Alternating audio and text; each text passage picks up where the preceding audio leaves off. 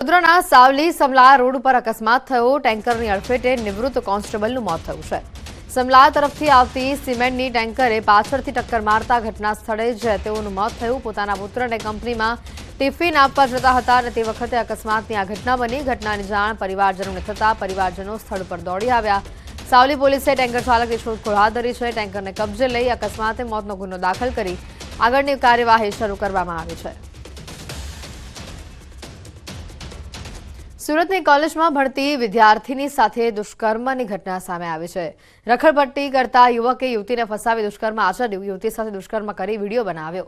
યુવતીને બ્લેકમેલ કરી વારંવાર દુષ્કર્મ આચરતો બળજબરીથી ફિલ્મ જોવા લઈ જતા ભાંડો ફૂટ્યો। યુવતીના માતા પિતાએ સમગ્ર મામલે ફરિયાદ નોંધાવી છે। વિસ્તારની અંદર રોમિયોગીરી કરી દુષ્કર્મની ઘટનાઓ પ્રકાશમાં આવી છે। દ્રશ્યમાં બતાવવાનો પ્રયાસ કરીશ કે જે ચોક બજાર વિસ્તારમાં વિદ્યાર્થીની સાથે દુષ્કર્મની ઘટના બનવા પામી છે। કોલેજમાં રખડપટ્ટી કરવા આવી રહેલા યુવકે સગીરાને ફસાવી દુષ્કર્મ આચર્યું છે અને ખાસ કરીને આ જે વિદ્યાર્થીની છે તેને બળજબરીથી ફિલ્મ જોવા પણ લઈ જતા સમગ્ર ભાંડો ફૂટવા પામ્યો હતો અને ઘરે લેટ આવતા વિદ્યાર્થીનીના માતા પિતાએ પૂછતા સમગ્ર હકીકત પ્રકાશમાં આવી છે, જ્યાં માતાએ નરાધમ વિરુદ્ધ ફરિયાદ નોંધી છે અને હાલ તો ચોક બજાર પોલીસે સાઈ પ્રકાશ વિરુદ્ધ પોસ્કો અને દુષ્કર્મની જે ફરિયાદ દાખલ કરી અને આરોપીની હાલ અટક કરી અને વધુ તપાસ હાથ ધરવામાં આવી રહી છે। ખાસ કરીને સુરત શહેરની અંદર કોલેજ વિસ્તારોની અંદર જ્યાં રોમિયોગીરી અને કોલેજની અંદર રખડપટ્ટી કરી અને છોકરીઓને બ્લેકમેલ કરીને ફસાવાના જે કિસ્સાઓ બની રહ્યા છે, તો હવે જોવું રહ્યું છે કે આ ચોક બજાર વિસ્તારને જે આ ઘટના બનવા પામી છે, પોલીસ કેટલી સતર્કતા કોલેજ વિસ્તારોની અંદર રાખે છે અને આવા રોમિયોને ક્યારે જેલના સળિયા પાછળ ધકેલે છે। હજુમાં આવી ઘટનાઓ પ્રકાશમાં ના આવે એ બાબતે પોલીસ કઈ રીતની કાર્યવાહી કરે છે એ લોકોમાં એક માંગ ઉઠવા પામી છે। કેમેરામેન ભરત બ્રહ્મભટ્ટ સાથે કેતન પટેલ, ન્યૂઝ 18 ગુજરાતી, સુરત। સુરતના લલિતા ચોકડી વિસ્તારમાં વેપારી સાથે હની ટ્રેપની ઘટના સામે આવી છે અને આ વેપારીને ફોસલાવીને ઘટનાને અંજામ અપાયો છે।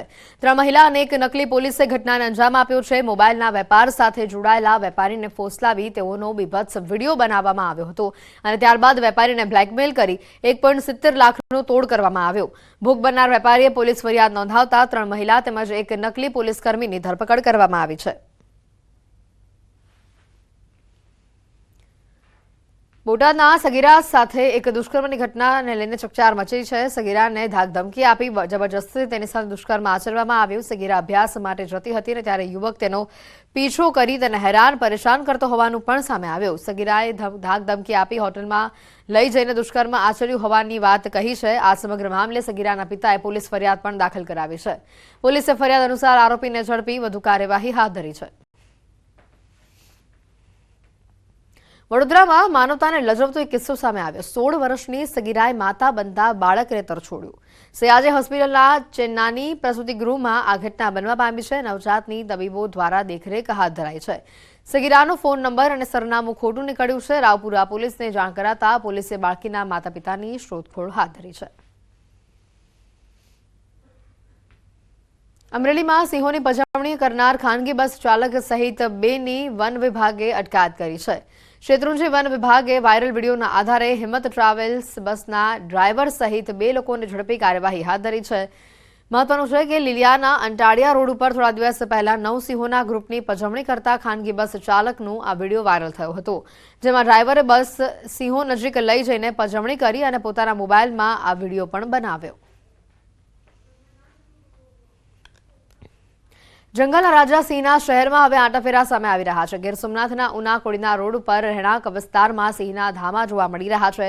જંગલના રાજા રોડ ઉપર આવેલા મારુતિ પાર્કિંગ નામના રહેણાંક વિસ્તારમાં સિંહના આંટાફેરા સામે આવ્યા છે। સિંહના આંટાફેરા પાર્કમાં લાગેલા સીસીટીવીમાં કેદ થયા છે। રહેણાંક વિસ્તારમાં સિંહના ધામા હોવાની વાતથી સ્થાનિકોમાં પણ ડરનો માહોલ છે।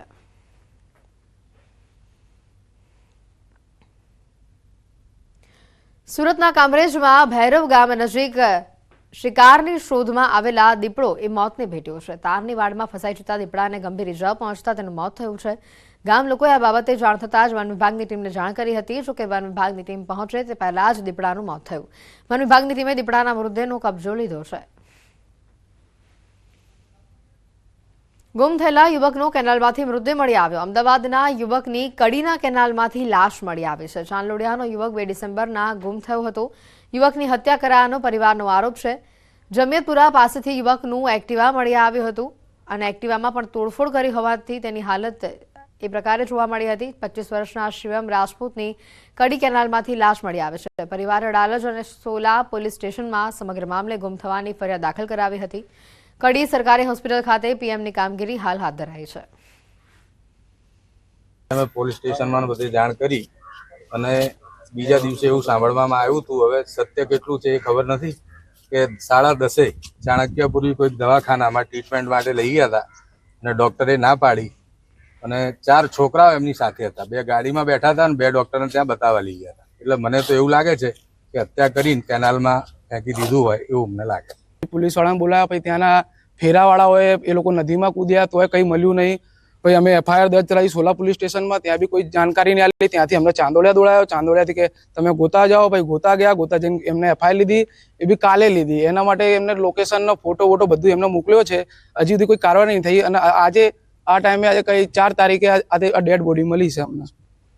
અમદાવાદના બોપલ વિસ્તારમાં અકસ્માતના કેસમાં આરટીઓની કાર્યવાહી સામે આવી છે. રિપલ પંચાલનું ડ્રાઇવિંગ લાયસન્સ કાયમી ધોરણે રદ કરવામાં આવ્યું છે. પોલીસની દરખાસ્ત બાદ આરટીઓની આ કાર્યવાહી સામે આવી. આરટીઓએ નોટિસ મોકલી 1 સપ્તાહ બાદ આ નિર્ણય લીધો. અકસ્માતની ગંભીરતાને જોઈને આ કાર્યવાહી કરવામાં આવી છે. બેફામ કાર હંકારી બોપલ આંબલી રોડ ઉપર 5 જેટલા વાહનોને અડફેટે લીધા હતા. અકસ્માત થયો તો એ પોલીસ સ્ટેશન વિસ્તારમાંથી અમને દરખાસ્ત મળી હતી અને દરખાસ્ત એના લાયસન્સ સસ્પેન્ડ કરવા બાબતની હતી. અગાઉ પણ એના વિરુદ્ધ 2 કે 3 ગુનાઓ નોંધાયેલા છે, એના વિગતો સહિત હતી અને MV એક્ટનું જે પ્રોવિઝન છે સેક્શન 19, એ સેક્શન 19 હેઠળ એનું લાયસન્સ અમે રિવોક કર્યું છે. મતલબ કે એને હવે ગાડી ચલાવી નહીં શકે ભવિષ્યમાં અને એ બાબતે એને અપીલ રાહે આગળ દાદ મેળવવી પડશે. અમરેલીથી સમાચાર આવી રહ્યા છે. નાયબ મામલેદારની માતાની હત્યાનો ભેદ ઉકેલાયો છે. જમાઈએ જ વૃદ્ધ સાસુની હત્યા કર્યાનો ખુલાસો થયો છે. પતિ પત્નીના ઝઘડામાં જવાબદાર માની હત્યા કરવામાં આવી. જમાઈ નયન જોશીની પોલીસે હાલ ધરપકડ કરી છે. સાસુનું ગળું કાપી કરપીણ હત્યા તેણે કરી હતી. અમરેલીના જશવંતગઢમાં નાયબ મામલેદારની માતાની હત્યાનો ભેદ ઉકેલાયો છે. વૃદ્ધાની હત્યા તેના જ જમાઈએ ક્રૂરતાથી કરી હોવાનો પોલીસ તપાસમાં ખુલાસો થતા ખળભળાટ મચ્યો છે. પોલીસે કહ્યું કે જમાઈ નયન જોશીએ ગળું કાપી સાસુની હત્યા કરી હતી. આરોપી જમાઈની પોલીસે ધરપકડ કરી વધુ તપાસ હાથ ધરી છે. ઘરમાં પત્ની સાથેના અવારનવાર ઝઘડામાં સાસુ જવાબદાર હોવાની શંકા રાખીને હત્યા કર્યાનો પોલીસ તપાસમાં ખુલાસો થયો છે. મહત્વનું છે કે નાયબ મામલતદારના માતાની 28 નવેમ્બરે જમાઈ નયને 90% ગળું કાપી હત્યા કરી નાખી હતી. આ કેસની તપાસમાં અલગ અલગ 14 ટીમોમાં 200થી વધુ જવાનો જોડાયા હતા. ત્યારે આખરે પોલીસે સમગ્ર કેસ ઉકેલીને આરોપીને ઝડપી લીધો છે. લગનગાળા 11 વર્ષનો હતો. જે મારવાનું કારણ ખુલ્યું, આમાં જે એમના પત્ની હતા એમની સાથે એમનો ઝઘડો સતત ચાલતું હતું અને ઘણી વખત ભૂતકાળમાં 11 વર્ષ દરમિયાન પોતાના પિયરમાં ઘણી વખત એમના પત્ની આવ્યા છે. એમને લાગતું હતું કે હવે મારી જે વાઈફ છે ફરીથી એમના જે પિયર છે ત્યાં જતી રહેશે અને આવશે નહીં, અને જે એમના મધર ઇન લો છે, જે ભોગ બનનાર છે, એ એમના વાઈફને સપોર્ટ કરી રહ્યા છે. છૂટાછેડાની અદાવતમાં સસરાનો છરીથી જમાઈ પર હુમલો સામે આવ્યો છે. અમદાવાદના નરોડામાં ઘટના બનવા પામી છે. નરોડામાં સાળા અને સસરાએ છરીથી હુમલો કર્યો. સમગ્ર ઘટનાનો વિડીયો વાયરલ થયો છે. ખેતાનજી વણઝારા નામના યુવક પર જીવલેણ હુમલો કરવામાં આવ્યો. પોલીસે 2 સાળા અને સસરા વિરુદ્ધ ફરિયાદ નોંધાવી છે. સમાધાન માટે બોલાવી હુમલો કરાયાનો દાવો કરવામાં આવ્યો છે. નરોડા પોલીસે આરોપીઓની ધરપકડની કાર્યવાહી હાથ ધરી છે.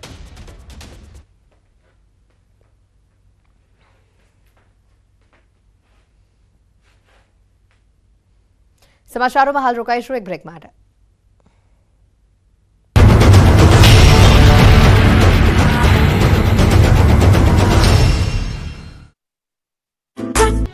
મહાટક ભૂપેન્દ્રસિંહ ઝાલા સામે ગાળિયો કસાયો છે. BZ ગ્રુપ બાદ હવે પેટા કંપનીઓ વારો છે. BZ ગ્રુપની પેટા કંપનીની CEO સામે ગુનો દાખલ થયો છે. ગાંધીનગરમાં CID ક્રાઇમમાં ફરિયાદ દાખલ થઈ છે. મહાટક ભૂપેન્દ્રસિંહ ઝાલાના BZ ગ્રુપના પેટા કંપનીઓ અને તેના CEO વિરુદ્ધ આ ફરિયાદ દાખલ થઈ છે.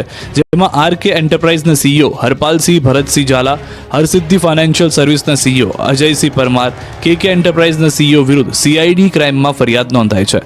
માસિક 1% થી લઈ 30% સુધીનું રોકાણ કરાવી આવી રોકાણકારો સાથે ઠગાઈ કરવામાં આવતી હોવાનો આરોપ છે, જેમાં વિવિધ લોભામણી લાલચો આપી રોકાણકારો સાથે ₹50 કરોડની ઠગાઈ કરી હોવાનો પણ આરોપ છે. સીઆઈડી ક્રાઇમના પીઆઈએ ફરિયાદી બની ગુનો દાખલ કર્યો છે, તો ભૂપેન્દ્રસિંહ ઝાલા અને મુખ્ય એજન્ટ મયુર દરજી વિરુદ્ધ સીઆઈડી ક્રાઇમ દ્વારા વધુ એક ગુનો દાખલ કરાયો છે. ખેડાના કપડવંજના કમલેશ ચૌહાણે નોંધાવી છે ફરિયાદ. BZ ફાઇનાન્શિયલ સર્વિસમાં વિવિધ રોકાણ પર 3% થી 120% જેટલું ઊંચું વળતર આપવાની લાલચ આપી ઠગાઈ કરવાનો આરોપ છે. કમલેશ ચૌહાણ અને મિતેશ પ્રજાપતિ સાથે ₹2,10,000ની ઠગાઈનો ગુનો દાખલ થયો છે. બીજી તરફ BZ ગ્રુપના કૌભાંડી સંચાલક ભૂપેન્દ્રસિંહ ઝાલા અંગે મોટો ખુલાસો થયો છે. ભૂપેન્દ્રસિંહ ઝાલાના નામે ચાલી રહી છે 18થી વધુ કોલેજ સિવાય પણ અનેક મિલકતોનો માલિક છે. ધરપકડથી બચવા ભૂપેન્દ્ર ઝાલાએ ગઈકાલે આગોતરા જામીન અરજી કરી છે અને આ અરજીની સુનાવણીમાં મોટા ખુલાસા થયા છે. ભૂપેન્દ્ર ઝાલા પોતે ખૂબ મોટા સેવાભાવી આગેવાન છે, તે પ્રકારે કોર્ટમાં માંગી દાદ. પોલીસે માત્ર ને માત્ર ફાઇટ ઇન્ટેન્શન રાખીને ફરિયાદ દાખલ કરી હોવાનો ભૂપેન્દ્ર ઝાલાનો દાવો છે. પોલીસ કાયદાનો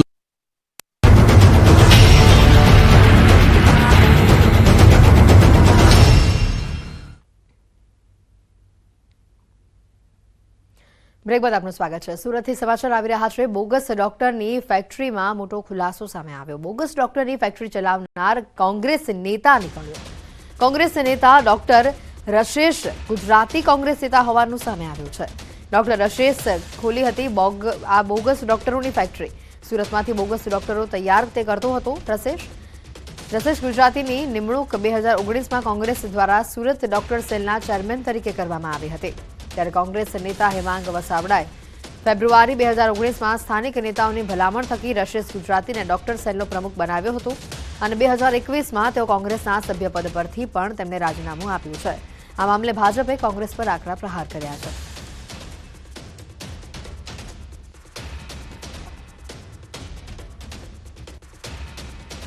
ફેબ્રુઆરી 2019માં સ્થાનિક નેતાઓની ભલામણ અને આખી જે પક્ષમાં નિમણૂકની પ્રક્રિયા હોય છે એ પૂરી કરીને એને નિમણૂક આપવામાં આવી હતી. 2021 પછી તેમણે કોંગ્રેસ પાર્ટીમાંથી નિષ્ક્રિય થઈ ગયા. પ્રાથમિક સભ્યપદ કે ક્રિયાશીલ સભ્યપદ ઉપરથી જાતે જ નિવૃત્તિ લઈ અને દૂર થઈ ગયા. 2024માં આ કાંડ ખુલ્યું છે. બોગસ ડોક્ટર તો શબ્દ થોડો મને એમ છે કે ઓછો છે. બોગસ ડોક્ટરોની ફેક્ટરી ચલાવતા હતા એ વાત સાચી છે. તપાસમાં એવું ખુલે છે કે 2002થી એ આવી પ્રવૃત્તિ કરતા હતા. પ્રજાના આરોગ્ય સાથે ચેડા કરવાની વાત હોય, આવી બધી બાબતોની જ્યારે વાત હોય ત્યારે કોંગ્રેસ ક્યારેય ફ્રન્ટ ફૂટ પર આવતી નથી. કોંગ્રેસના નેતાઓ આ બાબતે કોઈ પણ જાતનો ખુલાસો કરવા પણ તૈયાર નથી. અને જે કોંગ્રેસના ડૉક્ટર સેલના નેતા છે તે એવું કહી રહ્યા છે કે જે વ્યક્તિ જ્યારે અમે એમની નિમણૂક આપી ત્યારે એની પર કોઈ પણ પ્રકારનો ગુનો નોંધાયેલો નહોતો. એટલે મારે એવું કહેવું છે કે જો વ્યક્તિ દારૂ વેચતો હોય અને જો પકડાય તો જ દાનવ, બાકી તો દેવ થઈ જતો. એટલે આ બધી વાતો કોંગ્રેસ એ પોતાના રાજકીય રોટલા શેકવાની વાતો છે. ભારતીય જનતા પાર્ટી ક્યારે પણ કોઈ ગુનેગારની તરફદારી કરતું નથી. પાક નુકસાનની સહાયને લઈને સાંસદ અને કોંગ્રેસ પ્રદેશ પ્રમુખ શક્તિસિંહ ગોહિલે રાજ્ય સરકાર સામે આક્ષેપ કર્યા. રાજ્ય સરકારે કેન્દ્રમાં સહાય માટે આવેદન જ ન આપ્યું હોવાનો શક્તિસિંહ ગોહિલનો આક્ષેપ છે. ત્યારે મામલે કૃષિમંત્રી રાઘવજી પટેલની પ્રતિક્રિયા સામે આવી છે. તેમણે આ બાબતે કોઈ માહિતી ન હોવાનું જણાવ્યું છે. સાથે જ આવેદનની પ્રક્રિયા મુખ્યમંત્રી કક્ષાએથી થતી હોવાનું પણ નિવેદન આપ્યું હતું. શક્તિસિંહ ગોહિલના રાજ્ય સરકાર ઉપર આક્ષેપો સામે આવી રહ્યા છે અને જે આક્ષેપોને કૃષિમંત્રી રાઘવજી પટેલ દ્વારા નકારવામાં આવ્યા. ગુજરાત સરકારે કેન્દ્રમાં આવેદન જ નથી અપાતું. કૃષિમંત્રી રાઘવજી પટેલની સમગ્ર મુદ્દે પ્રતિક્રિયાઓ પણ સામે આવી.